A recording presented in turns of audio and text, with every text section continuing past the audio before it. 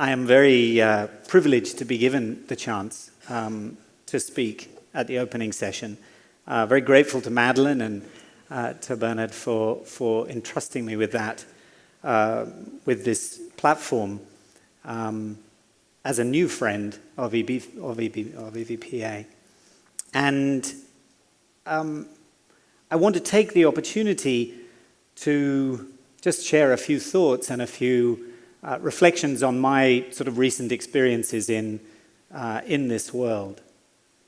And I decided to take as the starting point for the talk the mission statement of the EVPA itself, this wonderful idea of matching the soul of philanthropy with the spirit of investment. The idea of venture philanthropy captured here, I think, is predicated on three basic beliefs. And I think that they underpin this gathering, and my guess is that most of us would agree on them. First is the belief that bringing the best of the private sector and the discipline of venture investing to bear on some of the world's biggest social challenges is a vital step towards addressing those problems. The second is the belief that in doing so, it's possible to achieve both social and financial returns, a double bottom line. We may make impact our primary goal, others may not, but we shouldn't have to make undue trade-offs. We shouldn't have to subsidize to achieve these outcomes. And thirdly, the belief that the way to best advance these goals and solve problems at scale is to enlist more capital to address them. And the best way to do that is to achieve the social and financial returns above. And I subscribe fundamentally to those three ideas, and my guess is I hear them in various fora in various places, and I imagine that most people here would do so as well. And I want to address each of those three ideas. The first notion, the idea of bringing the best of the private sector and venture investing to bear on the world's social problems, is really thrilling for those of us who have had a career in the private sector, who have an opportunity to express ourselves on things that matter, on things that touch us deeply. It's a truly thrilling idea. Think about what the best of the venture capital-backed private sector has achieved. The technology in our pockets is testament to moonshots and risks taken by entrepreneurs, and we need these moonshots. Think about the problems and opportunities that the world is dealing with now, like climate change, food security, the demographic boom, and how these problems will escalate and combine in the years to come. We need solutions we haven't thought of, and nowhere is as good at such innovation as the private sector. So what is it? What do we bring when we bring the best of the private sector to bear? In the venture capital space, I want to explore three things today. There are many, but let me explore three things. Now, I have to decide which of these extraordinarily large buttons I should press so that some pictures come up on the screen. They're really not terribly insightful charts, but they avoid you having to look entirely at me the whole time. Pictures, that's all. I want to explore three things: the ability to take huge risks in uncharted territory, the ability to deeply understand and respond to customer needs, and the ability to back entrepreneurial founders and teams. And I want to look at each of these and ask how we can bring the best of venture to philanthropy. So let's look at the first one of these. Perhaps the key attraction of the venture capital model is risk-taking, taking big bets on big ideas and swinging for the fences to solve big problems. Now, the need for that couldn't be clearer. The problems facing the world are huge. We work a great deal on the issue of migrants and refugees. The world currently has 65 million refugees and displaced people. By 2050, this is estimated to increase to 1 billion. Right now, Jordan has 1.4 million Syrian refugees. That's the equivalent of the population of Mexico suddenly moving into the US.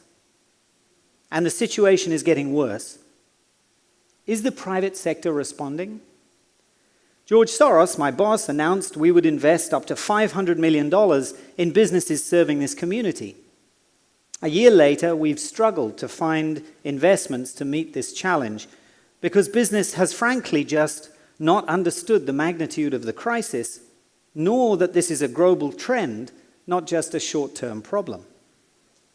So the problems we face are huge, and business doesn't always recognize them as such, nor see its role in addressing these issues. So how can risk-taking investment yield real social impact? One of the toughest social problems the world faced in recent decades was the HIV/AIDS crisis in South Africa. In addressing the human rights abuses facing the vast population of those living with HIV/AIDS in South Africa, our foundation, the Open Society Foundations, and others gave significant support to civil society to press for changes to legislation to secure and protect the equal treatment of this community, and to promote voice and agency for its members. We addressed the role of government through policy advocacy and civil society through grant-making as philanthropists. In one important area, though, there was little change.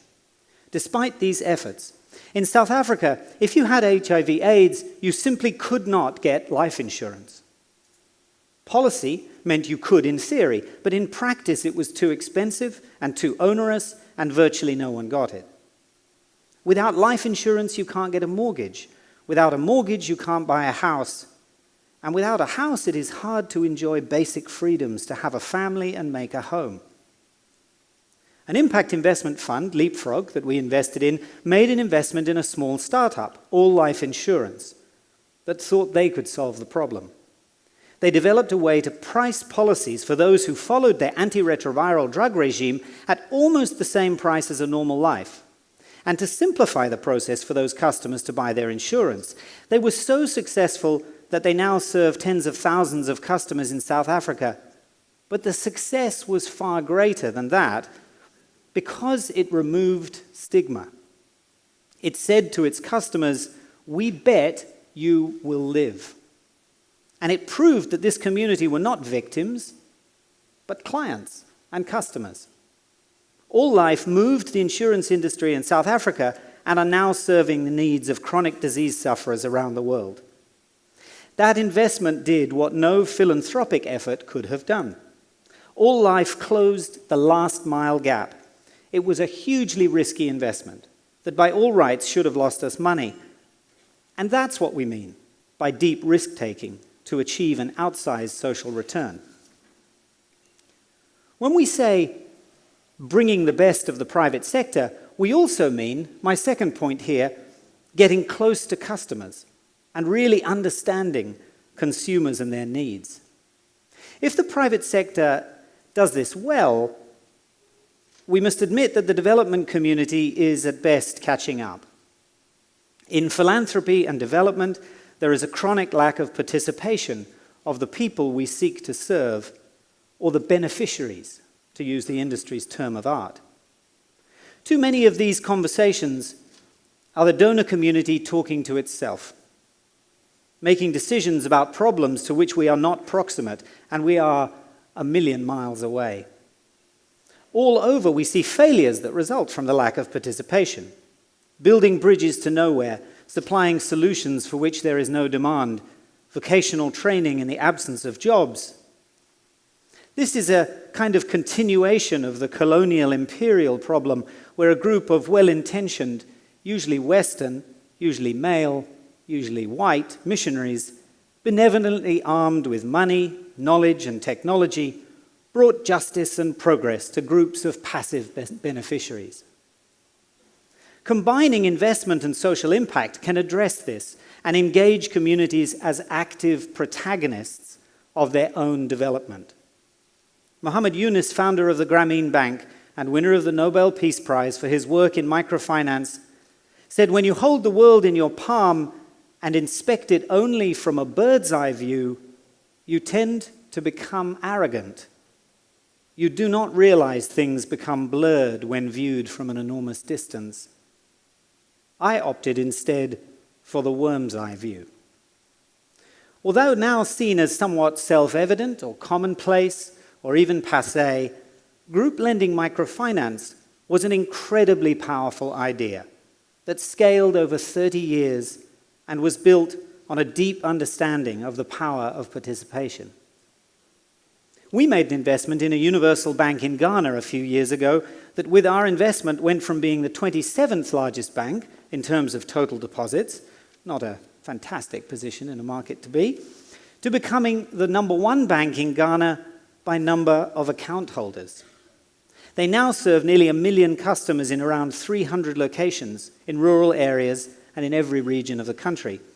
A couple of years ago, I spoke to one of the branch managers, and we talked about the extraordinary phenomenon of mobile banking. It turned out we were talking about completely different things. For him, mobile banking wasn't a story about cell phone towers and mobile wallets.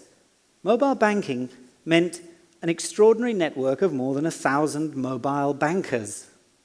Every day, these men and women go with backpacks on foot into streets and markets to collect deposits, a few cedi at a time, and spread financial literacy, both digital and traditional, to market traders and other customers that they serve. The bank's success was no surprise to the branch manager.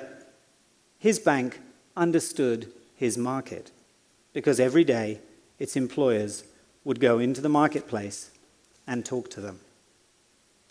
One final thing, my third point here, that venture capital does so well is backing teams, backing innovators and entrepreneurs to solve problems flexibly. Venture capital success stories are replete with examples of firms having pivoted and founders coming back from failure to achieve success. Bourbon was a clunky location-based app for check-ins like Foursquare. That was the problem that the original investors backed the team to solve, but they pivoted and they built Instagram. Audio was developed and funded to enable users to create, record, and share podcasts. Wasn't terribly good at any of those things, but the team was. And it was reborn and, of course, famously became Twitter. There is as much good talent wanting to work in the social sector as there is in the for-profit space. This generation has been called Generation Impact. And in a recent survey, 6 out of 10 millennials said the opportunity to make a difference in society, my city, or my country is the top factor they're looking for in looking for a job. So the supply of talent is there and is increasingly turning its attention to addressing social problems with the same creativity it has applied to building social media apps. We've had a great experience ourselves of backing teams and giving them the time and the space to learn and develop an approach to tackling complex social problems. 10 years ago, along with Omidyar and Google, we backed a small first-time fund in India with $17 million to make early-stage impact investments in India, where at the time, very little entrepreneurial venture investment was taking place of any sort, let alone any with an impact focus.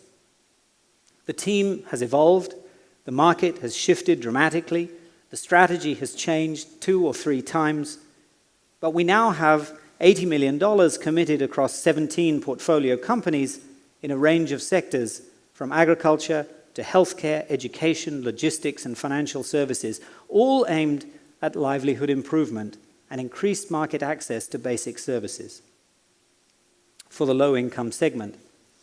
This portfolio has performed exceptionally. It is delivering some truly innovative and market-shaping businesses, as well as attracting the most discerning commercial follow-on investors, such as Sequoia Capital and others. Our portfolio includes EM3, the Uber of tractors for smallholder farmers; Leaf, a company that disintermediates inefficient vegetable supply chains and delivers branded, washed, bagged produce into supermarkets; and Aria, a crop warehouse financing company that serves farmer cooperatives as well as small farmers. I want to give one other example from our work because they're here in the audience. In this crazy era where real news is called fake news, there are few of us who doubt the importance of a free press and independent journalism. We also are aware, in this era of ubiquitous free online media, of how challenging the business model has become for traditional news outlets. So there are few things more important and challenging than keeping alive the voices of public interest journalism around the world, and especially where tyranny and injustice are rife.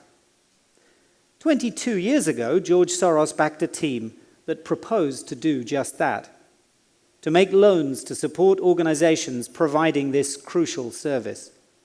And 22 years later, we are still partners with them, and they're here today, the Media Development Investment Fund. They have evolved, they've grown, their model and their approach has shifted and pivoted over the years to accommodate the emergence of new forms of capital and new forms of media. But OSF and other partners stuck with them. We backed an extraordinary team who provided a vital function so important that if they didn't exist, we would have to invent them. So in summary, risk-taking, getting close to the customers and backing founders and teams to evolve and develop flexibly is at the heart of what is best about the spirit of venture investing that is so incredibly effective. And if such approaches are important in tackling the big problems of the West, the big problems like how to send self-deleting pictures of yourself to friends where you have rabbit ears and are surrounded by rainbows and unicorns, then how much more important are they in tackling long-term, intractable social challenges that our world is facing? How much more important is risk-taking if we're going to address the issues of 1 billion refugees of the future? How much more important is it to get proximate to the issues faced by our customers when they are 1.5 billion people who rely on smallholder farming for food security and livelihoods? And how much more important is it for us to back founders and teams to iterate and pivot in the ways in which they tackle the incredibly complex and systemic problems of climate change, water security, education, and global poverty? So my question to you is this: when we match the soul of philanthropy with the spirit of investment, do we indeed, in our hearts, bring the best of venture investing to philanthropy? And I worry that we don't.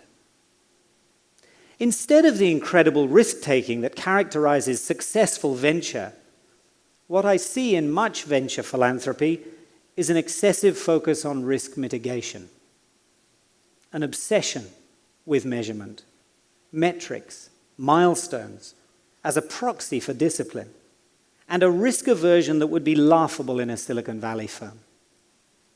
Instead of the deep focus on understanding customers and end users and real-world experience, I see venture philanthropy undertaken at a safe distance from the problems faced by those at the bottom of the pyramid, with investors like ourselves making social investments from rooms devoid of refugees, migrants, smallholder farmers, or women's street traders, relying on book-length strategy documents developed by management consultants. Instead of a willingness to back teams flexibly and to the hilt, and to be patient as those teams innovate and evolve, instead of providing multi-year, unrestricted core funding and backing teams who understand problems better than those of us with money, I see venture philanthropy insisting on short-term project funding based on log frames and pay-for-success models based on predetermined outcomes. In short, I observe a focus on efficiency and not effectiveness, on the form and not the substance of venture investing. And this worries me and seems to be missing the point.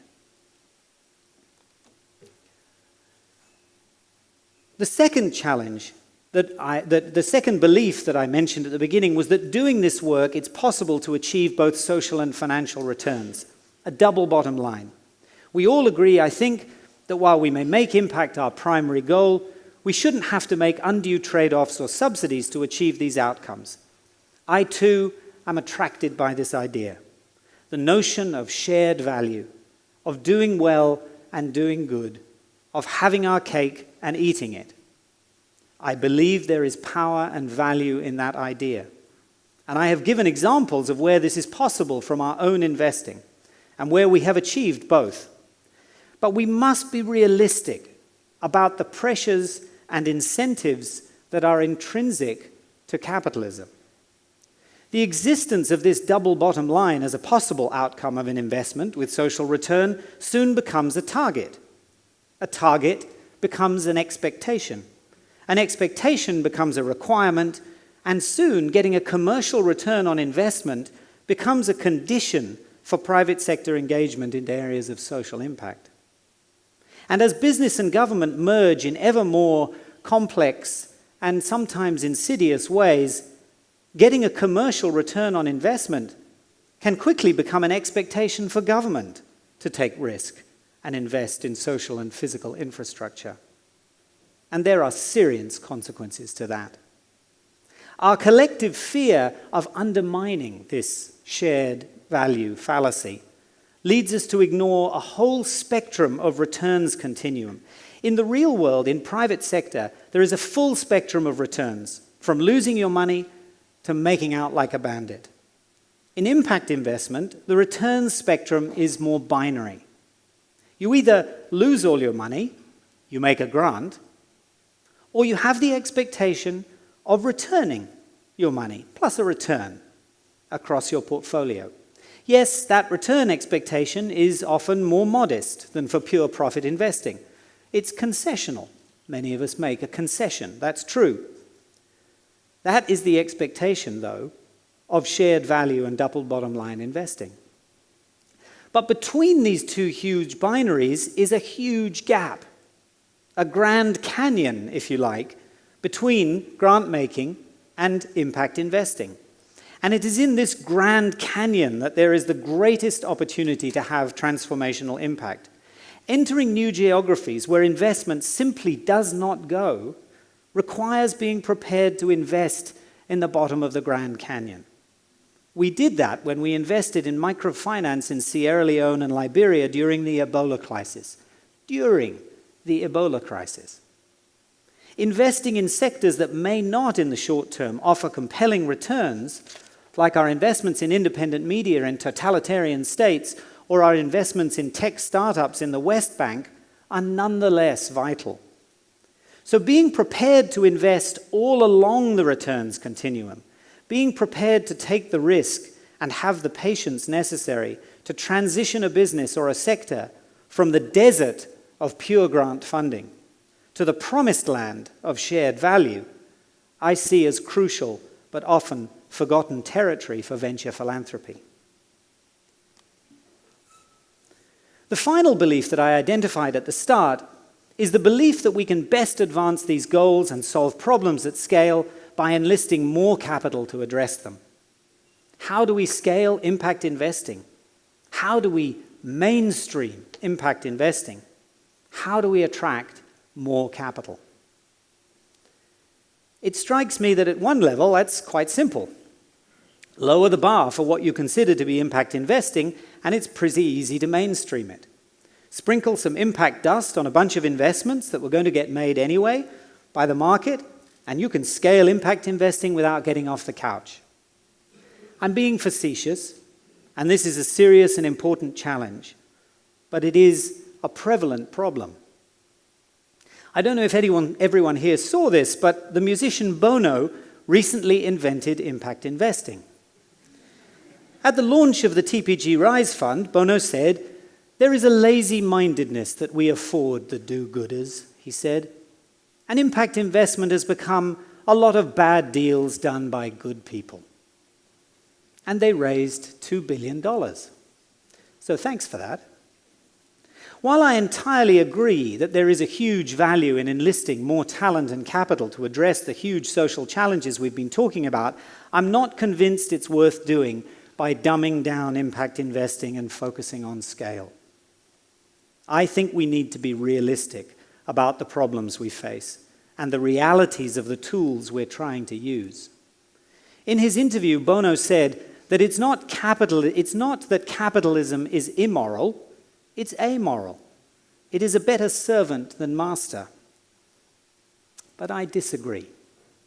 Capitalism is not neutral. It has incentives that pull strongly in certain directions. It has a huge gravity towards it. I've described it elsewhere by paraphrasing the timeless Martin Luther King quote about justice and saying that the economic arc of the universe is short and tends towards self-interest. We need government, we need civil society, we need philanthropy, and we need investment. We need to be modest in our claims for what the market can solve. Markets, after all, are artifacts of governments. Whether it's the policeman in the bazaar or the regulator for high-frequency trading, there are no level playing fields in capitalism, but the game is only played because there is a referee. Instead of dumbing impact investment down, we have to have difficult conversations about risk-taking. We need to spend the time to get proximate to the problems and engage people and communities as active participants. We need to be prepared to back teams to innovate and solve problems, and we need to be prepared to invest across the return spectrum and not expect that we can have our cake and eat it. I began with the wonderful mission statement of the EVPA about matching the soul of philanthropy with the spirit of investment. So let me close with that as well. I live in Oxford. I couldn't resist looking up the origins in the Oxford English Dictionary of both of those words, of philanthropy and of investment. Philanthropy means literally the love of humanity, in the Greek philanthropos. And the soul of philanthropy is about being of service to others. And in its origin, in its soul, there is no double bottom line, philanthropy. There is only one, and that is for the good of others. Investment is more complex as a word. It originally meant to clothe, from the Latin investire, to cover. But it evolved to describe a form of attack, where you would surround a city in order to lay siege, to take and possess it. Over time, it assumed its modern, more benign meaning. But if we want to bring the best of investment to bear, we must acknowledge its limitations. Because, like the word itself, it has a dark side. While the EVPA is on a powerful mission to match the soul of philanthropy with the spirit of investment, we must make sure that we don't corrupt the soul of philanthropy by matching it with the worst of what investing can be. And we must ensure that as investors, we have the humility to learn from the best of the deep skills and experience that philanthropists have to offer. Einstein said that we cannot solve our problems with the same thinking we used to create them. And so my hope is that while we are deliberating on venture philanthropy, we can ensure that we bring the best of both disciplines to bear, and we also look for new ways to address the world's most difficult and pressing problems. Thank you.